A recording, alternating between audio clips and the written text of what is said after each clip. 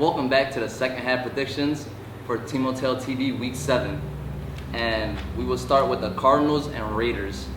Great win for the Cardinals. They finally get their win, but it's a little too late. You know what I mean? And so I think this is going to be the game that puts a nail in the coffin for the Cardinals. I think the Raiders, they're a tough team. They played well this week, and they just didn't have enough to finish off the Panthers. But they are a good team. They're a contender still, and I think it's going to be real interesting. They had the Cards this week, and then they play the Packers next week. So we have some good football coming up. But I think the Raiders, you're going to send the Cards home, winning them 33-19. Again, Chris, I have to agree with you for the umpteenth time this year. I'm agreeing with you. I think Musa is a very, very good quarterback. He's the real deal. Yeah, he is. He's not a Shane. He's not a Randall. But I think he's a good quarterback. Unlike some other coaches in the league, think that he's not a good quarterback. He marches teams up and down the field. Yeah. So this game, unfortunately, I have the Raiders blowing them out 39-14. I think the Raiders is going to come off of a tough loss against the Panthers. Chris, your Panthers play superb over there. Superb over there. The defense is also awesome. The other thing I like about this game is that it's going to give Rob a chance to rebuild and get ready for the Urban Bowl. In the Urban Bowl, I think it's going to be the Cowboys and the Raiders in the Urban Bowl. Hey, Neil, are you okay? You got 3 wins. Relax. The Cardinals. I mean, they came back at the end of the game where the game was lost. So I'm impressed with their ability not to give up at all. I mean, technically they shouldn't even got a chance to go down the field and score, but they took advantage and went down in 2 plays, and Musa made it look effortless. And I was impressed. To do that, I think he drove down the field with 33 seconds left in the game, and stole that game. And I think mathematically, are the Cardinals still in it? Could they get the 3 wins? If they win out. If they win out. So their season is not over. And I never see Musa with any kind of frown. He said he's still enjoying himself. Yeah. He's actually picked up his play on defense. Got a nice interception to help kind of go down the field. So I know Cornell was excited to get this win, and this is the kind of win, that's the kind of drive that can change your season around. So I think the Raiders, on the other hand, they're in the decline.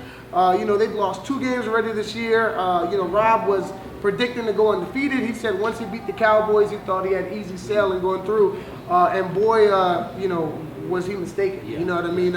He overslept on the Panthers and also on the Seahawks. So I think Jeff did a good job. I think Jeff's still getting familiar with the plays. And it looked like he was a little indecisive. I think that Panthers defense was just kind of swarming a lot, and sometimes he didn't know what to do with the ball. And then the Panthers just made one more play than they did, even with all that. You know what I mean? So they're still a pretty good team. After the game, they didn't look deflated. They still had high spirits. So it's going to be interesting to see how they come out and play this week because the Cardinals, this is a must-win for them.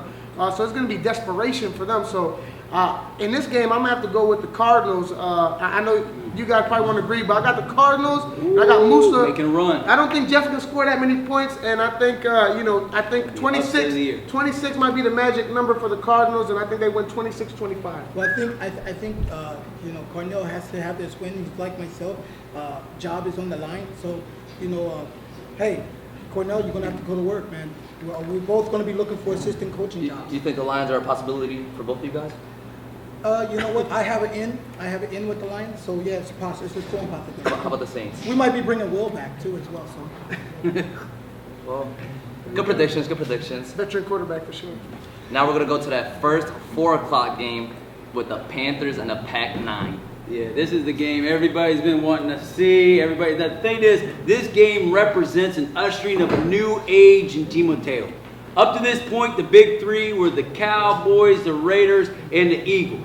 They're no longer the big 3. We have a new big 3 in the Packers, the Panthers, and the Seahawks. And I think this represents a great matchup of the ages. And I think the ushering of a new age. And I think the Panthers, I'm so impressed. We came from behind. We had a great win this week. I think our most underrated player is Josh.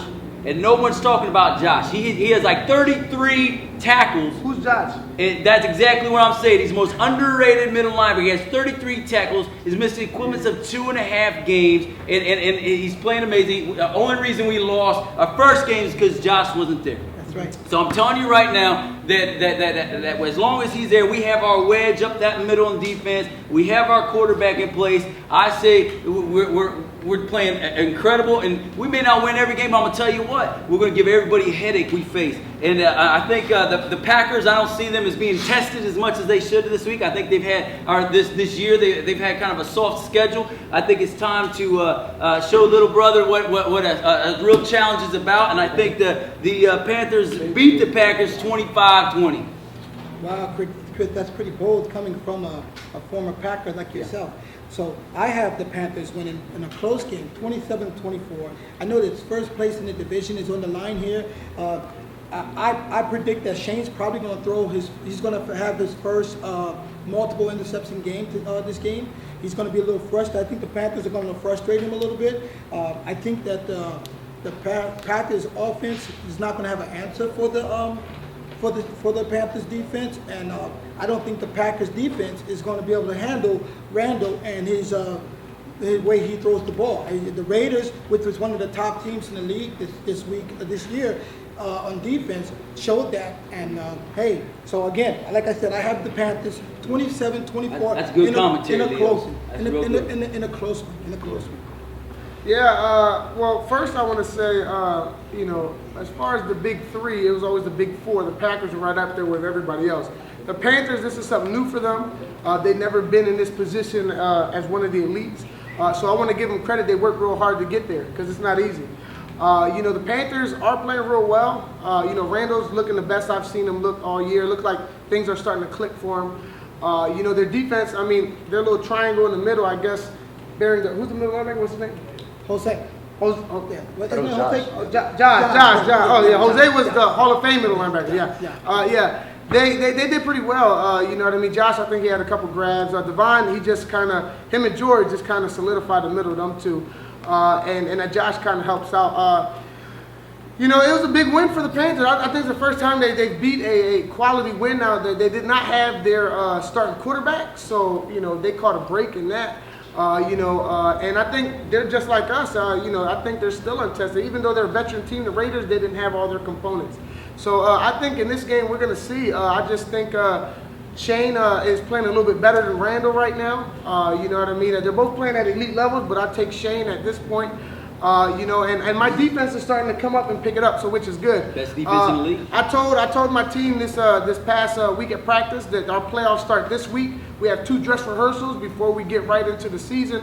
So I'm really glad that we get to play the Panthers because I feel like right now they're definitely one of the best teams in the league. But I feel like they're not going to have an answer for what we have. We have 4 elite wide receivers.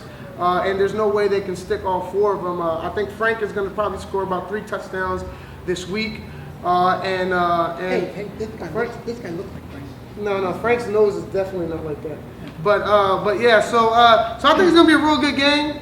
And for the first time, I'm coming in with respect for the Panthers because they're actually doing pretty good. But I don't think they're ready for the Packers yet, and I got us winning a 26-25 close game.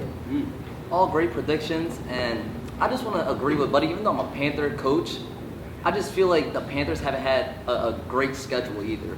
They lost to who? Who'd you guys lose to? The Eagles. No, I thought it was the Vikings. You guys beat the Vikings. Oh, you guys beat the Vikings? They lost to the Eagles.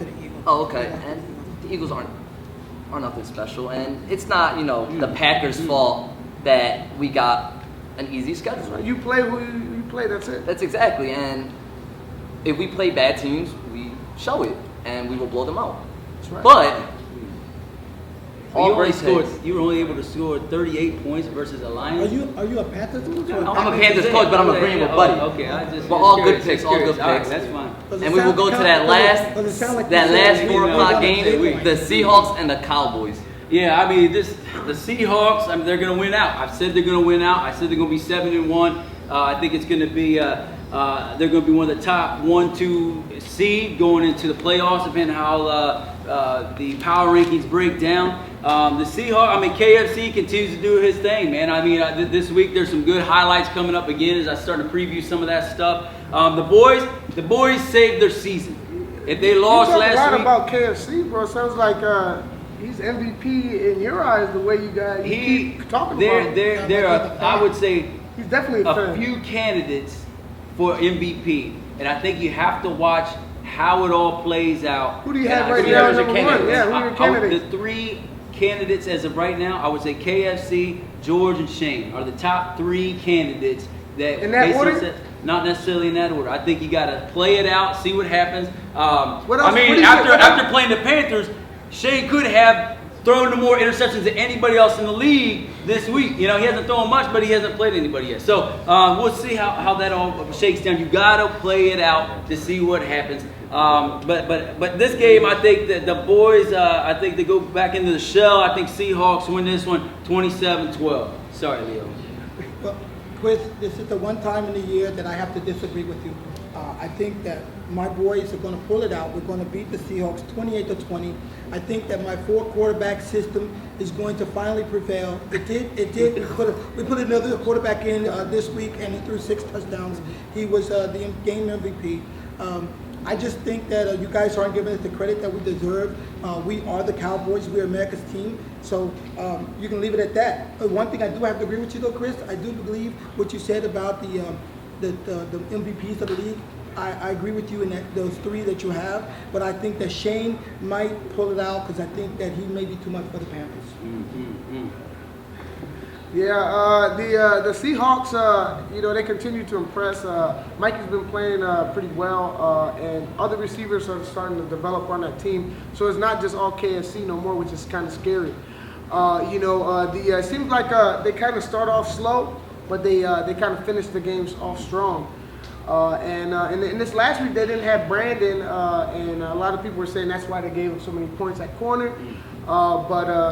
But I don't think they missed a beat without Brandon at all, because Brandon usually gives them about 2 or 3 touchdowns in the game. I think for the Seahawks, I think their sacker has to step it up. I think he's only got a couple sacks this year. He puts pressure, but he's just not quite there to finish. And I think if he's not getting the sacks, maybe they need to start looking at someone else at that position, because I really think it can help solidify their defense, especially with their cover 3 scheme.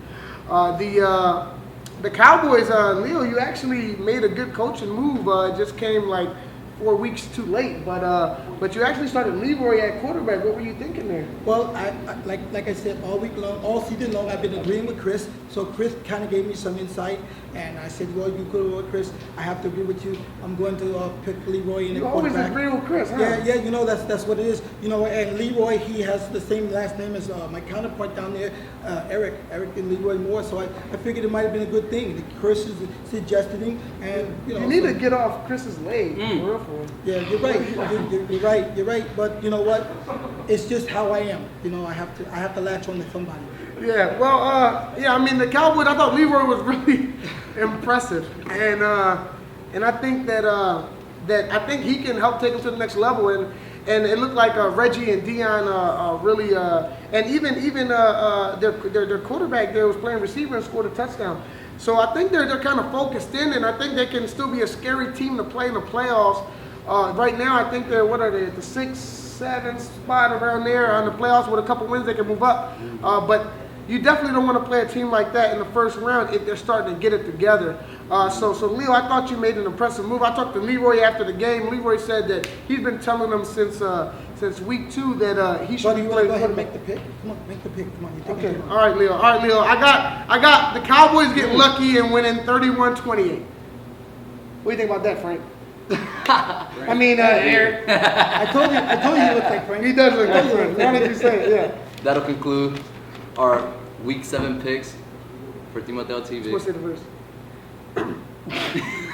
Eric, what's the verse? What's the verse, Eric? You send it to me? You send it to you, don't have it? You always send it to me. Okay, I got you. All right. We're going to get back to you with the verse for this weekend. We'll get back to you with the verse. The verse. We'll get back to you with the verse. And all great picks by my counterparts here: Chris Lahr, Leo Mota, Buddy Martinez, and I am Eric Sugarmore. There you go. Come on, man. Come on, Eric. Come prepared. Yeah, that's it. And our week 7 verse is Proverbs? Proverbs 13:20. Eric, you should know that. Become wise by walking with the wise. Hang out with fools and watch your life fall to pieces. Eric, you're hanging out with fools already. I got a fool right here, I'll tell you that. And great picks again, and we will see you at the field. That's right.